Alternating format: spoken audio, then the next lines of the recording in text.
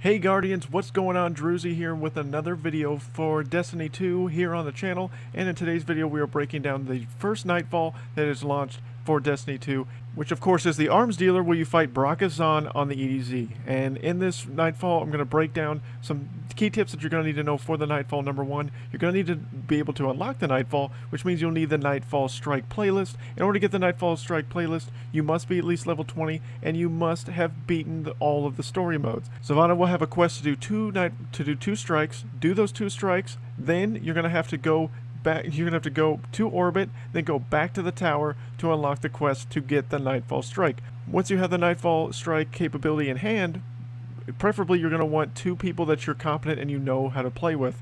You don't need three specific guardians from all the three different types, but you need three guardians primarily that have three different elemental type damage at your disposal, because this Nightfall is a little bit different than other Nightfalls because Prism is one of the main modifiers that is active, and how Prism works is a little bit different than any other mode that we've seen or any other modifier that we've seen in a Nightfall before. And so it goes off elemental damage, as in the elemental damage will change periodically throughout the course of the fight, and as it changes, the modifier that it labels, so if it says solar, that means that all solar damage will be increased dramatically and the arc and void will be lowered. But kinetic damage, which is the main primary damage, will not be affected at all during the entire course of the fight, but the elemental damage as it changes will make you stronger. So preferably you're going to want a guardian with different elemental types.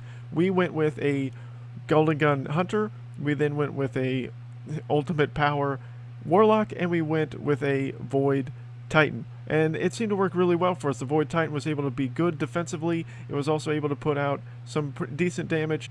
If you have the Celestial Nighthawk, which of course I was able to have luckily with my Hunter, you're going to be doing devastating damage when the solar damage ability comes up against any type of boss whatsoever. So those were really the Guardians, those were the elemental types I would highly suggest for this to be the most successful in it, but it's by no means the ones that you have to go with, but it made it very, very easy for us to complete many of the challenges that we tried to complete while completing this Nightfall. We did the Nightfall 4 times, completed it all 4 times, and we were able to do it because we had good team chemistry, because the guys that I did this Nightfall with, we have played Destiny with before multiple times, which also helped.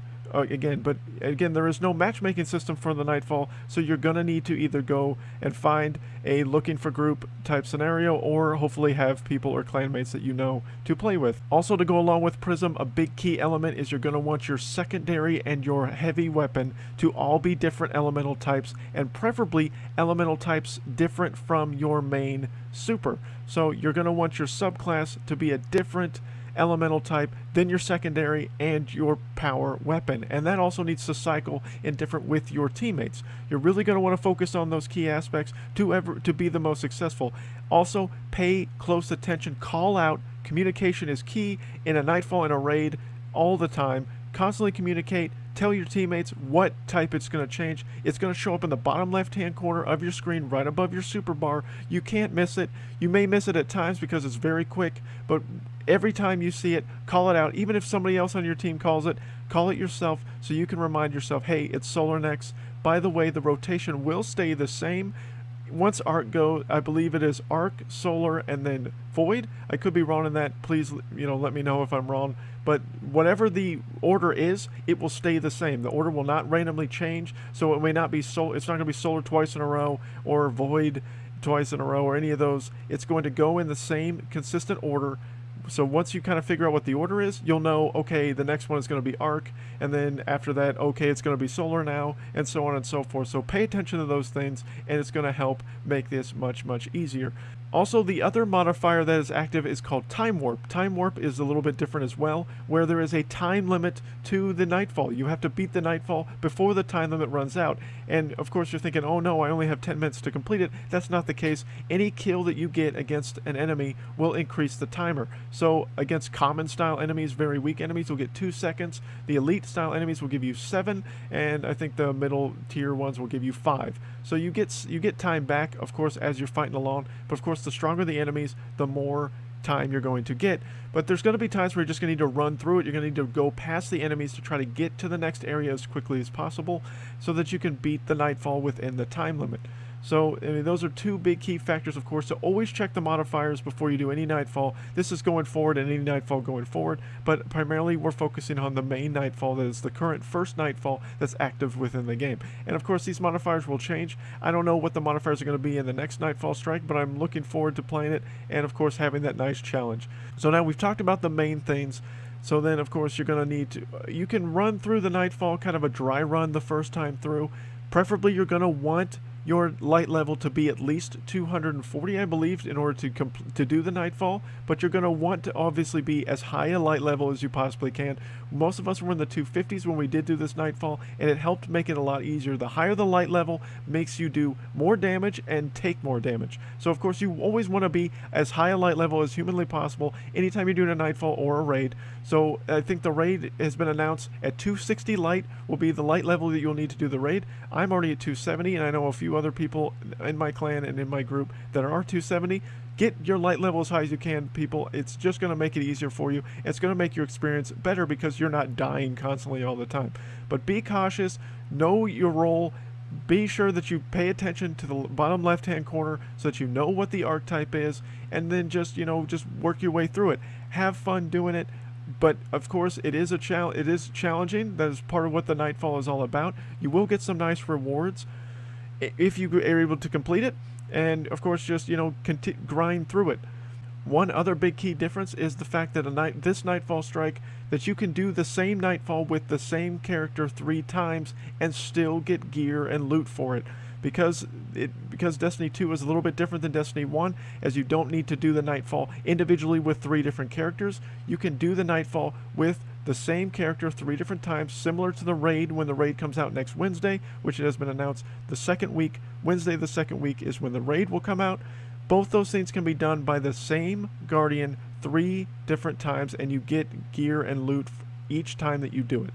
And then after that, I do not know if you get any loot or if you just get basic loot beyond that point. We did do the Nightfall 4 times. I mostly got blues on the 3rd and 4th time that I did it. I did not get any exotics. I did get some legendaries in the first time that I was able to complete the Nightfall. So, you know, you're not always going to get the best luck drops. It's supposed to increase the rate that you're supposed to get drops, but you will definitely get some decent stuff in the first time, and then after that, I think it's kind of more up for grabs. But, you know, good luck to you guys on the Nightfall. Hope this video helps you kind of go your way through it. I'm not really going to break down necessarily the bosses that you're going to fight, because I think, honestly, part of that is part of the experience. Just fight your way through it. Be careful of some of the mobs. There's going to be a lot of mobs that you're going to have to deal with at times. So a big key, save your supers for when you absolutely have to use them. And of course, use your supers when it is your elemental type that's up and ready to go. Don't waste your super just because you need to save yourself at the last second. Because in a Nightfall you can die, but of course there's going to be a brief time delay between a revive. I believe it's 10 seconds every time that you die. It does not increase the more times that you die, that it becomes longer and longer as far as the delay. But then in order to respawn beyond that, you didn't have to wait an extreme long period of time. I believe it's 30 seconds beyond the 10-second delay. So at times you could just really screw your other 2 teammates over if you are constantly getting killed over and over and over again. So be wary of which elemental type it is. Be wary of when you use your super. Do not just waste it just for the hell of it, just because you wanted to get a bunch of kills and get some orbs of light real quick. Because I have found, especially in Destiny 2, the supers do not come as quickly. It is harder and harder to get those things ready to go. Your grenades take longer to spawn, as well as your melee. So be mindful of that. Just be cautious with that and be smart about it, and you're going to have an easy time in this Nightfall. This Nightfall was not overly difficult. It just had a mild learning curve there at the very beginning. We did do kind of a dry run at first before we really tried to grind it out ourselves, and it made it much easier by doing the quick dry run at the beginning to kind of understand the modifiers to their full effect and kind of understand what we needed to do to be successful. So again, hope this video helps. Hope you guys learned, and in the gameplay footage, I'm kind of showing you some of the ways in which we were able to defeat the Nightfall. Maybe that'll give you some kind of going forward and tips of how to beat this Nightfall, and maybe I'll break down more tips in the next Nightfall video if I end up doing another Nightfall video. You know, let me know down below if this video was helpful at all, if you learned anything, or if you want me to be more descriptive in the next one. But until next time, my name's Drewzy. Peace out, everybody.